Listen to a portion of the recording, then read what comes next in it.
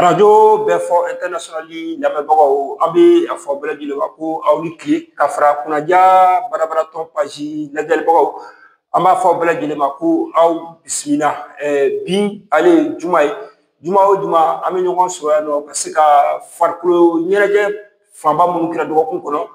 ka se ka n'olu fɛsɛfɛsɛ aw ye cogo min na lafiya Mali a bɛ se k'o sɔrɔ o la cogo min na nin ye an sigilen bi ta ale kɔni o kɛnɛ kan bi an bɛ kuma fɛn minnu kan o tɛ dɔwɛrɛ o ye k'a fɔ coupe du monde U17 n'a bɛ ka kɛ Qatar jamana o kan jamana 40 ani jamana 8 olu de tun bɛ ka ɲɔgɔn sɔrɔ a kɛnɛ kan an b'a ye k'a fɔ phase de poule ale kɔni banna wa 16e de finale ale fana baaraw daminɛna tile gan in na sisan an b'a ye k'a fɔ balontan fila o kɔni kun cɛra wa balontan tɔw olu bɛ continuer sɔɔni sisan an bɛ kuma o kan ba maliba ale yɛrɛ bɔra ka don kulonkɛ la sisan an b'a ye mali denmisɛnninnakaw n'o ye aiglɛw ye olu kɔni ni zanbi olu tun bɛ ɲɔgɔn na a kɔni ma ɲɛ mun kɔ mali kɔni tatugu zanbikaw kɔni na mati banna sisan 3-1 o kɔni o kan an bɛ kuma ninnu kan bi sa ka bɔ an bɛ don bal ni ale ko fɔ ale bɛ basket african league a b'o ko fɔ dalatɛla ni mɔgɔw k'a ma ko bal ale fara baaraw bɛ ka deuxième fenêtre n'u k'a ma ko elite 16 a bɛ ka kɛ Cap-Vert kaw olu kɔni fɛ yen nɔ an b'a ye CRBT ale bɛ ka mali jɔyɔrɔ fa kɛnɛ kan bɔko 3 ale y'o ɲɔgɔnna sɔrɔ hali n'a sɔrɔ bɔko ninnu na binko 1 an bɛ ka fɔ kɔni o kɛ an bɛ kuma ninnu fara kan bi Ligue des champions féminin ale fana baaraw kɔni bɛ ka kɛ Egypte jamana kan Isipasi ale bɛ ka mali jɔyɔrɔ fa kɛnɛ kan an b'a ye ale bɔko 2 a y'o kɛ sebaya 1 dasiko 1 n'ala sɔnna bɔko 3nan o bilalen ka sini k'u makɔnɔ Isipasi ale kɔni ni FC Masar olu de bɛna ɲɔgɔn sɔrɔ sini ni ala ka jɛ ye an bɛ kuma ninnu kan bi ka bɔ yen nɔ sisan an b'a ye k'a fɔ match amicali ale fana baaraw an bɛ kuma o kan ba maliba ale kɔni ni Jordani olu fana bɛna ɲɔgɔn sɔrɔ match bɛ kɛ tarata nata o kɔni na a bɛ kɛ Maroc jamana o kɔni o sanfɛ an bɛ a fɔ aw bɛɛ lajɛlen ma ko aw bisimila aw dan ka na aw ka page kunnadi ale sanfɛ ani aw ka radio mandi ale kɔni o sanfɛla o kan an bɛ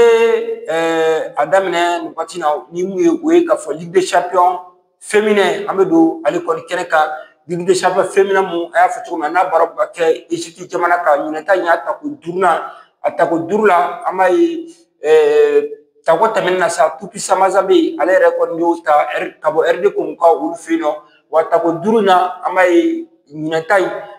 ale kɔni Isipasi de bɛna k'ale siɲɛ fɔlɔ a kɛnɛ kan n'o tɛ tako 5 minnu kɛra AS Mande ale tako 3 ale sera k'o sɔrɔ k'o kɛ ɲinɛ ta bɛ kɛ a siɲɛ 2nan ye AS Mande ale kɔni tɛna se ka ye kɛnɛ kan Isipasi ale de bɛ ka mali jɔyɔrɔ fa ɲinɛ ta in kɛnɛ kan wa ɲinɛ ta bɛ k'ale ka première expérience o kɔni o ye o baara kɔni bɛ kɛ o cogo la donc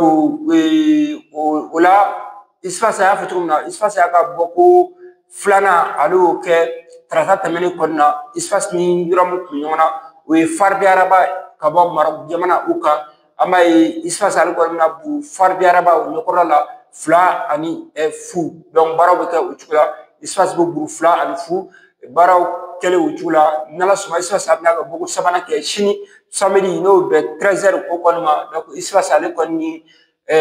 FC Masar ka bɔ Egypte n'ale yɛrɛ pe organisateur ye donc olu bɛna ɲɔgɔn sɔrɔ donc baaraw bɛ kɛ o cogo la Isipasi ale kɔni ni pe organisateur olu bɛna ɲɔgɔn sɔrɔ o baaraw kɔnɔna na donc an bɛ dugawu kɛ match 3nan a ka se ka diya Isipasi ma cogo min na donc o la a b'a ka qualification a b'o sɔrɔ donc ka se ka taa kɛnɛ o sanfɛ cogo min na ka se ka taa demi-finale o kɔni o kɛnɛ sanfɛ baaraw bɛ kɛ nin cogoya kɔnɔna na ni ala ka jɛ ye sini samedi o kɔni o la n'an bɔr'o la an bɛ don mun kɛnɛ kan o ye k'a fɔ fédération malienne de football an bɛ don ale kɔni kɛnɛ kan o fédération malienne de football musa ni ale fana ka baaraw n'o y'a ka assemblée générale kɔni ye ale baaraw bɛna sigi sen kan sini samedi 1 kɔni na fédération malienne de football a ka assemblée générale a kɔni baaraw bɛna kɛ sini ni ala ka jɛ donc ni o kɛra sinikɛnɛ juma sisan an b'a ye super coupe Ben Umar Sy donc n'a kɔni bɛ boloda a bɛ cɛ a bɛ boloda a bɛ cɛ donc n'o baaraw kun cɛra o baaraw super coupe Ben Umar Sy ale baaraw bɛna kɛ jumasi nata in o kɔni o la donc o bɛ kɛ stade Malien de Bamako ale kɔni ni Joliba AC olu kɔni ni ɲɔgɔn cɛ ni dɔw k'u ma ko jila fɛnjugu furaw olu de bɛna ɲɔgɔn sɔrɔ ni kulonkɛ ninnu kɔni kɛnɛ kan a ko kɔni tɛ ka basi ko a n'a bɛna dɛsɛ cogo si la stade ale kɔni joliba u ni ɲɔgɔn cɛ bɔntan gɛlɛnman don nin baara ninnu kɔni o la ni ala sɔnna ma an bɛ se ka ni mun bɔra a la an b'o lase maaw ma don n'a nataw o kɔni o la ka bɔ sa an bɛ don mun kɛnɛ kan o ye k'a fɔ an bɛ don coupe du monde U17 an bɛ don ale kɛnɛ kan n'a baara bɛ ka kɛ Qatar jamana kan a y'a fɔ cogo min na Qatar jamana kan n'a baara bɛ ka kɛ yen nɔ Mali ale kɔni y'a ka 16e de finale ale y'o baara daminɛ ni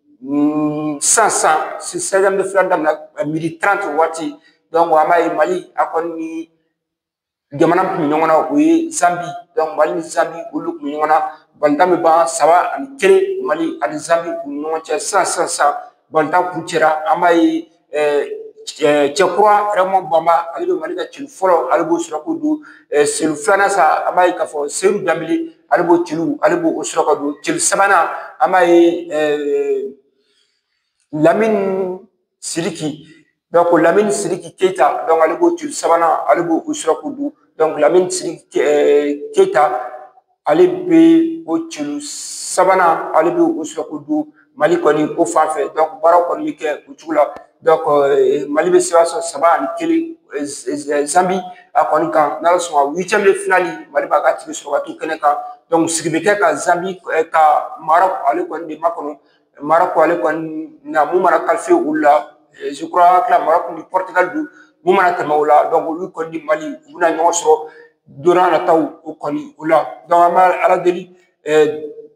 degeli karamɔgɔ ale kɔni n'o ye Adama Jifira Jalo ale kɔni a ka denmisɛnninw bi taa jar'u la cogo min na nataw olu fana ka se ka ja u la o cogoya kelen kɔni na u baaraw bɛ kɛ n'ala sɔnna don n'a nataw la Coupe d'Afrique kelen na Burkina ale kɔni ni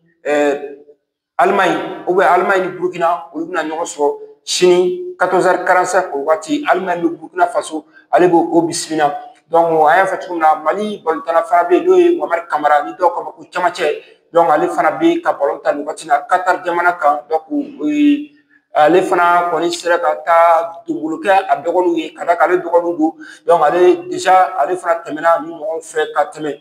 ale kɔni taara dɛmɛ don a dɔgɔninnaka ninnu ma dɔgɔkun tɛmɛnen kɔni na a kelen tɛ ani Mali ambassadrice min bɛ yen nɔ n'o ye madame Sidibe Dedou Ousmane ale ka fara Burkina ambassade fana kan ale ni Gana ta olu kɔni sera ka taa Mali ka match tɛmɛnen n'o match sabanan ye ka se ka taa o lajɛ cogo min na ka se ka denmisɛnninw ka se k'u jigisigi d'u ma cogo min na ani ka se k'u dɛmɛ cogo min na u bɛ se ka sɛbɛn sɔrɔ o kɛra Mali ka match sabanan tɛmɛnen na Mohamed Kamara n'u k'a ma ko camancɛ ale kɔni ye layidu d'u ma ka bɔ Mali ka match sabanan tɛmɛnen na ko ka se Mali ka match tɔ fɛn fɛn ma n'u y'a fɛn fɛn gagné $1,000,000 ale kɔni b'o bɔ a yɛrɛ kun k'o se k'o di a dɔgɔnin kɔni ma cogo min na Mohamed Kamara ale kɔni y'o kɛ an b'a ye dɔgɔkun tɛmɛnen na a y'a fɔ a y'o kɛ match sabanan na a y'o fɔ a y'a bɔ a sira fɛ baaraw kɛra o cogo la bi match fana a y'a yira k'a fɔ sigi bɛ kɛ ka Mohamed Kamara camancɛ ka se k'ale lajɛ cogo min na ka d'a kan Mohamed Kamara camancɛ ale yɛrɛ lakodɔnna balontan na nin sira ninnu na sira fɛ ka d'a kan a yɛrɛ tɛmɛna nin sira ninnu fɛ kare kɔnɔ balontan tɛmɛnen kɔfɛ a yɛrɛ yira nin sira ninnu fɛ ka se ka san sɔrɔ cogo min na nin waati na n'a yɛrɛ bɛ ka dayirimɛ ɲini Qatar jamana kan ka d'a kan a ye jamana caman kɛ Autriche a tɛmɛna olu fɛ ka tɛmɛ Faransi fɛ fo ka se a waati na a bɛ Qatar jamana kan ale kɔni bɛ ka dɔgɔnin jukɔrɔma don Qatar jamana o kɔni kan cogoya min na an bɛ se k'o kɔni fɔ n'an bɔr'o la sa an bɛ don yɔrɔ min na o ye k'a fɔ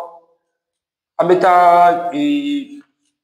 kɛnɛ min kan o tɛ dɔrɔn o ye bali n'a donna bali kɛnɛ kan sa an b'a ye k'a fɔ CRBT n'o ye centre de référence de basketball de Tombouctou ale bɛ ka Mali jɔyɔrɔ fa deuxième fenêtre o kɛnɛ kan n'u ko a ma ko U16 CRBT ale bɛ ka Mali jɔyɔrɔ fa o kɛnɛ kan n'o ye centre de référence de basketball de Tombouctou olu kɔni olu de bɛ ka Mali jɔyɔrɔ fa u kɔni ka bɔko kɛ bɔko fɔlɔ jar'u la ni pays organisateur u ye seba sɔrɔ olu ka bɔko filanan contre Côte d'Ivoire olu fana ye seba sɔrɔ u kan bɔko sabanan o yɛrɛ kun bilalen n'u kan donc ka je crois kun o ma kɔnɔ donc mun mana bɔ kibaruyaw la don n'a nataw la an bɛ o lase aw ma n'o ye CRBT donc ale bɛ ka Mali jɔyɔrɔ fa kɛnɛ kan donc n'i ye Bali yɛrɛ ta k'a lajɛ tɛmɛnen minnu kɛra donc stade ale kɔni AS Police olu ye Mali jɔyɔrɔ fa kɛnɛ kan donc ɲinɛn ta in CRBT ale bɛna kɛ club sabanan ye mun bɛna taa Mali jɔyɔrɔ fa Bali a kɔni o kɛnɛ o sanfɛ cogoya min na ka b'o la sa an y'a fɔ cogo min na Mali équipe nationale senior n'o ye kɔrɔbalenw yɛrɛ ye olu fana bɛna baliya balontan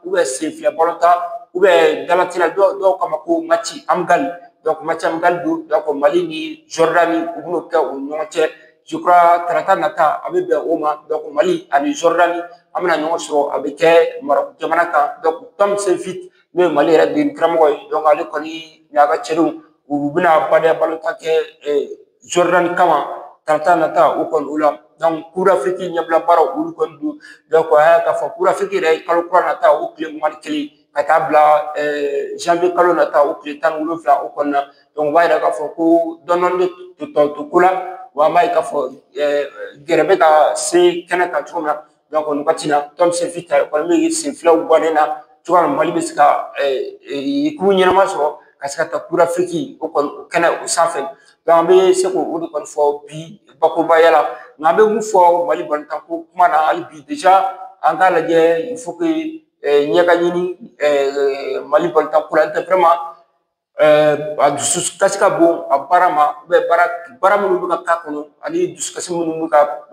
sɔrɔ a kɔnɔ donc u ka bon baara ninnu ma ka d'a kan baara minnu bɛ ka kɛ a bɛɛ bɛ taa kun cɛ dusukasiw de kan donc u b'a yira k'a fɔ hali bi défaut bɛ Mali farikolo ɲɛnajɛko la an ka sigi ka a ɲini ji ɲɛma jɔlen na hali bi n'o tɛ taabolo min bɛ ka kɛ a taabolo a jɛngɛnen don kosɛbɛ hali bi ka d'a kan tɔba b'a jɛ donc tɔba b'a jɛ ka d'a kan baara minnu bɛ ka kɛ ani mɔgɔw mago bɛ mun na Mali balontan ko la o tɛ ka se ka sɔrɔ cogo si la san caman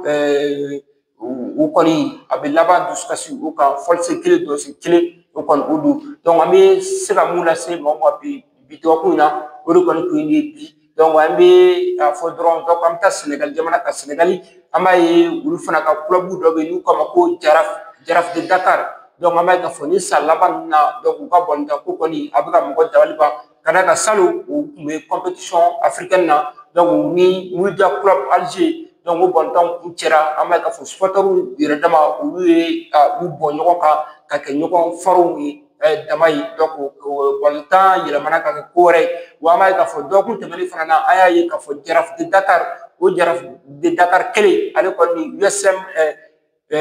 Union Sportive de Ouakam donc Union Sportive de Ouakam o fana ye Sénégali club dɔ ye donc n'olu fana kun ɲɔgɔn na tuguni o fana kun cɛra balawu da kelen in kan tuguni donc wa kun cɛra supporters yɛrɛ dama ka ɲɔgɔn bɔ o kɔni kan donc o b'a yira k'a fɔ san 2 tɛmɛnen kɔfɛ Jaraaf de Dakar balontan kɔni dabɔ kun ye kulonkɛ ni yɛlɛ ye nka olu ka balontan caman a bɛ ka kun cɛ ɲɔgɔn bugɔ o kɔni kan donc vraiment o b'a yira k'a fɔ ko